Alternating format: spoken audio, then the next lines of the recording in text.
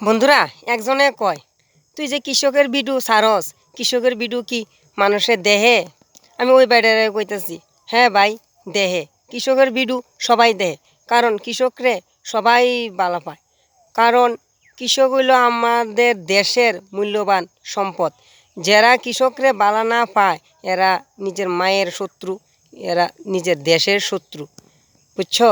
কারণ এই যে মাতৃভূমি, এই ভূমির ভিতরে আমরা কৃষকরা হাল চাষ কইরা সেরা আমরা এইভাবে ফসল ফলাই, মাথার ঘাম পায়ে ফালাইয়া সেরা কৃষিকাজ কইরা সেরা আমরা ফলাই, মানুষের পেটের আধার জোগাড় করি।